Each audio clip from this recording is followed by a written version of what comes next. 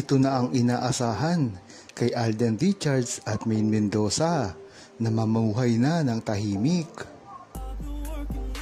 Marahil ay alam na ng buong Aldab Nation.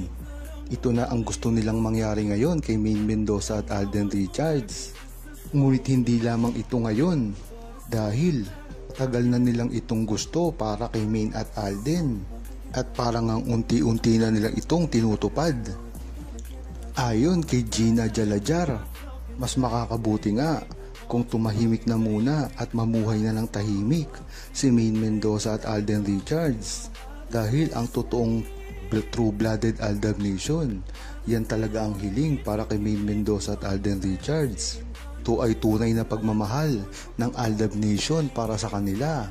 Ay isakripisyo nila ang kanilang kasikatan. Ang mas maganda dito ay mamuhay sila ng tahimik at walang problema. Tama nga yung sinabi ni Gina Jalajar. Dahil kung tatanungin nga ang buong Aldab Nation ay mas makakabuti na maganda pa na mamuhay na sila ng tahimik.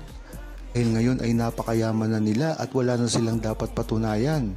Dahil hawak na nila ang buong record ng showbiz tulad ng mga best movie, best teleserye, best tandem, pinakasikat na mga artista. Kaya wala talagang mawawala sa buong Aldab Nation. At ang maganda dito, lalaman pa rin ng buong Aldab Nation ang mga pribado nilang buhay. Hindi nilang ito sa harap ng kamera. Kaya sa mga resibo, talaga namang hinihintay ng mga Aldab Nation at resibo na mga totoo lamang at hindi pinipeke at ini-edit. Huwag kalimutang mag-subscribe, comment at i-like ang video na ito. Thanks for watching!